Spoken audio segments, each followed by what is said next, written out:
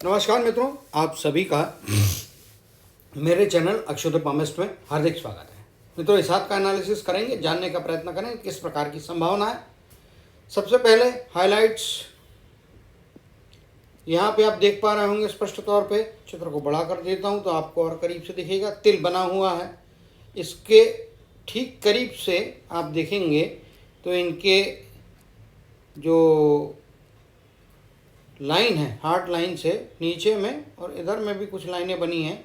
काले रंग का तिल है। काले रंग का तिल जिस जगह पे ये है, टचिंग टू आपके धनात्मक मंगल के क्षेत्र में, ये तकलीफ देने वाला हो सकता है। तो मंगल के धनात्मक क्षेत्र में मतलब आप एडवेंचर से बचें।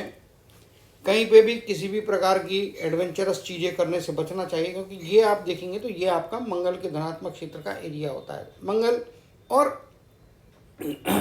राहु, ये वाला जो एरिया होता है ऑलमोस्ट, ये वाला राहु का और मंगल के टचिंग है, इसीलिए एडवेंचर से बचना चाहिए, अदरवाइज तकलीफ की संभावना बनती है। नेगेटिव बात पहले बोलना चाहिए, मालूम होना चाहिए। इसलिए जीवन में एडवेंचर, कोई बड़ी रिस्क नहीं लेना चाहिए, उससे दूर रहने की आवश्यकता है। कम्युनिकेशन ठीक ठाक लेवल के आसपास का निश्चित तौर पे दिखाई दे रहा है। ठीक ठाक से कहूँगा, थोड़ा बेटर है, इसमें कोई दो मत नहीं है। सूर्य की, गुरु की उंगलियां एक लंबाई की है, बट सूर्य की प्रधानता ज़्यादा है। शनि की उंगली भी अपने आप में काफ़ी अच्छी लंबाई लेती हुई दिखाई दे रही है। अंगूठा पीछे की ओर झुका हुआ, यानी कि फ्लेक्सिबिलिटी है, लेकिन अंगूठे की हाइट लंबाई बहुत ज़्यादा नहीं है। इसके कारण में इनको जो है अपने निर्णय लेने की प्रक्रिया थोड़ी फास्ट करना पड़ेगी। तेज़ी के साथ सही समय पर निर्णय लेना फायदे की स्थितियाँ देता है, अदरवाइज मुश्किलात की स्थितियाँ होंगी। खर्चे की अधिकता रहने वाली है, उससे बचना चाहिए। उल जलूल अनावश्यक खर्चे नहीं करना चाहिए, अदरवाइज उससे नुकसान होता है, क्योंकि वो रिजल्ट ओरिएंटेड होते नहीं हैं। ये कुछ हाइलाइट्स हैं यहाँ पे। और देखेंगे राइट हैंड की तरफ में जाते हैं। राइट हैंड में देखेंगे तो यहाँ पे जिस प्रकार से ये वलय बना हुआ है, या वलय का फॉर्मेशन ऑलमोस्ट हो गया है, लेकिन यहाँ पे ये देखते हैं तो ये आपका वलय कहलाएगा, ये ट्रायंगल नहीं है। ट्रायंगल क्या होता है? ट्रायंगल अगर ये ऐसा होता, ये इसको ट्रायंगल कहलाता है। ये वलय की स्थितियाँ को दर्शा रहा है, तो उससे थोड़ा संभाल के रहने की आवश्यकता निश्चित तौर पे यहाँ पे दिखाई दे रही है। तो आपको जो है इस मामले में थोड़ा केयरफुल रहने की ज़रूरत निश्चित तौर पे दिखाई दे रही है। वलय जो होता है, जिस भी पर्वत के ऊपर में बना होता है, जिस भी माउंट के ऊपर में बना होता है, वहाँ पे डेफिनेटली उस माउंट के इफेक्ट को कम करता है। हालांकि इनका शनि का माउंट बहुत वीक तो नहीं है, लेकिन ये वलय की फॉर्मेशन होती हुई दिखाई दे रही है। इसके कारण जो है शनिवार का उपवास रखना चाहिए, अदरवाइज शनि का माउंट उभरा हुआ है, ऐसा खराब नहीं है। शनि का माउंट उभरा है, लेकिन ये वलय जिसके कारण मेरे को शंका आ रही है, इनको जो है शनिवार को उपवास रखना चाहिए, और संभव हो तो शनिदेव के मंदिर में जाना चाहिए। शनिदेव का मंदिर आपके पास ना हो तो आपको हनुमान जी के मंदिर में जाना है, और वहाँ पे हर शनिवार को तिल्ली का तेल, काले तिल, काली उड़द और कपास के पेड़ के पत्तों की माला अर्पण करना है। और रोज जीवन में, शनिवार से चालू करें, रोज जीवन में ओम शन शनिश्चराय नमः, इस शनि मंत्र का जाप 108 बार, एक माला का जाप इनको जीवन भर रोज करना है। हर शनिवार को शनि मंदिर जाना, नहीं तो हनुमान जी के मंदिर में जाना। जो चीज़ें मैंने चढ़ाने बोली वो चढ़ाते रहना है। तो ये कुछ आवश्यक चीज़ें हाईलाइट दिखाई दे रहे हैं। माउंट्स की तरफ आ जाते हैं तो गुरु का माउंट अपने आप में अच्छा है, थोड़ा धार्मिकता प्रदान करता हुआ दिखाई दे रहा है। शनि के माउंट के मामले में मैं ऑलरेडी बोल चुका हूँ। सूर्य का माउंट भी अच्छा है, मजबूत माउंट यहाँ पे दिखाई दे रहा है, तो सफलता और प्रसिद्धि की योग अच्छे से बनते हुए दिखाई दे रहे हैं। यहाँ पे बुध का माउंट भी अपने आप में सफिशिएंट हाइट लेता हुआ दिखाई दे रहा है। मंगल के धनात्मक क्षेत्र में अच्छे फाइटिंग स्पिरिट को यहाँ पे देख पा रहे हैं। अच्छा फाइटिंग स्पिरिट मतलब अबाउट 50% एवरेज लेवल उसकी इफिशियंसी, इफेक्टिवनेस रहता है, तो मैं उसे अच्छा मानता हूँ। मंगल के ऋणात्मक क्षेत्र कभी एग्रेशन रहेगा। आमतौर पे शांत रहने वाले आदमी हैं, जब तक कि इनको किसी प्रकार से कोई प्रेरित ना करे, प्रोत्साहित ना करे। यहाँ पे जिस प्रकार की रेखा बन रही है, तो संपत्ति यहाँ पे मिलती हुई दिखाई दे रही है। यव का चिन्ह ओपन है, क्लोज नहीं हो रहा है। इस प्रकार से यहाँ पे यव का चिन्ह दोनों ही हाथों में आप देखेंगे तो क्लोज नहीं है, ये पार्ट से इधर में ओपनिंग है। अगर यही चीज़ ऐसी बंद होती और ये रेखा इधर बनी होती तो ये फिर आपको बहुत अच्छी तगड़ी संभावनाएं देता, धार्मिकता, प्रॉपर्टी, परिवार की तरफ से एंसेस्टर प्रॉपर्टी भी दिलवाता है। तो यहाँ पे ऐसी चीज़ इतनी मजबूती के साथ में दिखाई नहीं दे रही है। बचपन में भी कुछ कष्टों का सामना, कुछ तकलीफ़ें थोड़ा यहाँ पे होते हुए दिखाई दे रही है। यहाँ पे आप देख पा रहे होंगे काफ़ी आड़ी ज़्यादा लाइनें हैं जो इंडिकेट करती दोनों ही हाथ में देखेंगे। और ये एक बड़ा भारी डेंट बना हुआ है, तो ये ओल्डर एज में जाने के बाद में परिवार के सदस्यों के साथ या बच्चों के साथ में थोड़ी अनबन को दर्शाता है। अनबन मतलब झगड़ा हो के अलग हो गए ऐसा कहना बिल्कुल भी नहीं है, थोड़ा अप्स एंड डाउन्स रहेंगे रिलेशनशिप में। लड़कों को आपके विचार शायद पसंद आते हैं, नहीं आते, शायद नहीं आएंगे, ऐसी भी संभावना बनती है, लेकिन उससे कोई रिश्ता टूटता नहीं है। ये हमारे यहाँ पे 75% घरों में ये देखा गया है कि पिता और पुत्र का या पिता और पुत्री जो होती है बच्चों का संतान के साथ में डिफरेंसेस होते हैं। यहाँ पे डिफरेंसेस हैं, लेकिन हाँ ये गहरे डिफरेंस ना होने दे, इसके तरफ में आपको थोड़ा ध्यान देना चाहिए। आपके यहाँ पे भी देखेंगे तो प्रोफेशनल लाइफ में भी जो है राइवल्स काफ़ी हैं और समय समय पे मुश्किलें दिक्कतें देते रहते हैं, तो संघर्ष करना पड़ेगा। अपने बलबूते पे अपनी समझदारी के द्वारा आपको आगे जाना है। इसीलिए मैंने कहा कि निर्णय की प्रक्रिया तगड़ी रखना चाहिए, निर्णय सही समय पे लेना चाहिए, तो उससे ज़्यादा लाभ होगा। बोलने के मामले में अच्छे यहाँ पे दिखाई दे रहे हैं, इसमें कोई दो मत नहीं है, क्योंकि अंगूठा छोटा इसलिए बुद्धि का काम तेज़ी से होना चाहिए और निर्णय सही समय पर लेना चाहिए। रिपीट इसलिए कर रहा हूँ कि ये नेगेटिव पॉइंट है, नेगेटिव पॉइंट से बचना जरूरी है। एक वक्त अच्छा पॉइंट बताना भूल जाऊँ कोई प्रॉब्लम नहीं, लेकिन नेगेटिव बात नहीं भूलना चाहिए। क्वेश्चन है फॉरेन में जा सकते हैं क्या? तो फॉरेन में जो है जाते भी हैं तो सेटलमेंट तो हो नहीं रहा है, वापस यहीं पे आएंगे। और लेफ्ट हैंड में संभावना काफ़ी बेटर है, ये मतलब विदेश के दौरे हो सकते हैं थोड़ा समय के लिए या थोड़े लंबे समय के लिए ठहर भी सकते हैं। लेकिन जो राइट हैंड की इनकी कर्म की जीवन रेखा है वो यहाँ पे अंदर घुस जा रही, जबकि लेफ्ट हैंड में आप देखेंगे तो इस प्रकार से ये आपके शुक्र के पर्वत से दूरी बना रही, जबकि यहाँ पे शुक्र के पर्वत को बिल्कुल चिपक के जा रही है। इसका मतलब यही होता है सीधा सीधा कि फॉरेन तो जाते हैं लेकिन वहाँ पे सेटलमेंट नहीं होगा। गए भी तो थोड़े समय रोकेंगे, बाद में वापस परिस्थितियों के कारण या इनको शायद अच्छा नहीं लगेगा, इसकी संभावना यहाँ पे ज़्यादा दिखाई दी। तो ये विदेश में रोकने की बजाय यहाँ पे ही आ जाएंगे। बाकी परिवार सामाजिक जीवन अच्छे दर्जे का दिखाई देता है। यहाँ पे देखेंगे चंद्र का क्षेत्र तो हल्की कुछ रेखाएं हैं, जिसके कारण मैंने आपको कहा है कि आपको विदेश के दौरे कर सकते हैं, विदेश में थोड़े समय के लिए रुक सकते हैं, बट परमानेंटली वहाँ की सिटीजनशिप, रेसिडेंशियलशिप मिलने की चांसेस इस समय की जो रेखाएं और इस समय हाथ की स्थितियाँ हैं उसमें फ़र्क दिखाई दे रहा है। तो कुल मिला के अमाउंट्स के मामले में संभावनाएं इस प्रकार की हैं यहाँ पे दिखाई दे रही है। अब बात कर लेते हैं कि राहु के क्षेत्र में दोनों ही हाथ में आप देख पा रहे होंगे तो ट्रायंगल निर्मित हो रहा है और यहाँ पे आप देखेंगे तो ट्रायंगल ओपन है यहाँ पे, और ये जो ओपन होता है ट्रायंगल एक जगह से, जबकि आप देख पा रहे होंगे तो इनके ये वाले हाथ में आपको देखेंगे तो ये वाले हाथ में आपको ट्रायंगल जो है यहाँ पे ओपन नहीं मिलेगा। इसका मतलब पैसा तो बहुत कमा लेंगे, यहाँ पे भी शायद थोड़ी ओपनिंग दिखाई दे रही है। तो अनावश्यक फिजूल खर्ची से बचना चाहिए, जिसके बारे में मैंने पहले भी शुरुआत में वीडियो में चर्चा की है। यहाँ पे गैप्स फिजूल खर्ची करवाती है, और ख़ास तौर से जवानी की एज, मिड लाइफ में तो अनावश्यक खर्चे से बचना चाहिए। नहीं तो पैसा कमा लिया, पैसा बहुत कमा रहे हैं, इसमें कोई दो मत नहीं, पैसा कमाने की अच्छी योग्यताएँ क्षमताएँ हैं, बट फिजूल खर्ची के कारण में हाथ में आया वो पैसा अगर आपने 100 कमाए हैं तो उसमें से 30-40 रुपये तो फालतू में उड़ा देंगे।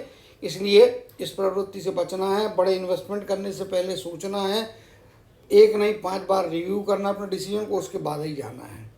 क्योंकि फिजूल खर्ची कभी कभी बड़ी चीज़ें, महंगी चीज़ें ऐसी खरीद लेंगे जो आपको रिटर्न्स नहीं दे रही है। चलिए आ जाते हैं शुरुआती जीवन। स्वास्थ्य संबंधी समस्याओं का सामना निश्चित तौर पे हुआ होगा जीवन में। 22वां वर्ष कहिए या 22 तो थोड़ा जल्दी हो जाता है, लगभग 24 या 25वें वर्ष के आसपास का पीरियड जीवन में कोई ना कोई उपलब्धि, कोई ना कोई अच्छी घटना यहाँ पे होती हुई दिखाई दे रही है। लगभग 29 कहिए या 28 की एज के आसपास का पीरियड, फिर लगभग 31 के आसपास का पीरियड, यहाँ पे कुछ इमोशनल सेटबैक मिलता है। किसी से कोई अनबन हो सकती है, मनमुटाव होगा, लेकिन बाद में पैचअप हो जाता है। लगभग 31 की एज के आसपास का पीरियड, यहाँ पे कोई शत्रु 31 कहिए या 32, 31 से 32 के बीच का पीरियड है, तो वहाँ पे जो है 30.5 से 31.5 मोटा मोटा तौर पे, या 32 कंप्लीट होने तक का पीरियड, 30.5 से 32 का 1.5 साल के पीरियड में यहाँ पे सतर्क रहना चाहिए। राइवल्स आपको परेशान करने वाले हैं। 39 की एज के आसपास का पीरियड है, यहाँ पे राइवल्स आपको परेशान करेंगे निश्चित तौर पे। ये एक रेखा बन रही है जो लगभग 39 या 40 की एज के आसपास का पीरियड है। यहाँ पे जीवन में कोई बड़ा बदलाव, कोई बड़ा जंप यहाँ पे लगता हुआ दिखाई दे रहा है। 49 की एज के आसपास का पीरियड, अगेन यहाँ पे ये जैसे इमोशनल सेटबैक है, ये भी इमोशनल सेटबैक है। अगर यही लाइन आपके जीवन रेखा को काट देती और आपके कर्म की रेखा पे जाती, तो मैं बोलता था कि आपको पैसे की रिस्क लेने से बचना चाहिए, अदरवाइज पैसे का नुकसान हो सकता है। तो यहाँ पे वैसा नहीं है। ये इसको टच कर रही है, हल्का सा सिरा बाहर जा रहा है, लेकिन वो इमोशनल सेटबैक ही यहाँ पे है। कोई बहुत बड़ा नुकसान यहाँ पे हो नहीं रहा है। 60 के आसपास की एज, यहाँ पे 65 के आसपास की एज, परिवार में बच्चों के साथ में डिफरेंसेस दर्शा रहे हैं। इमोशनली थोड़ा डिस्टर्बेंस यहाँ पे आ सकता है।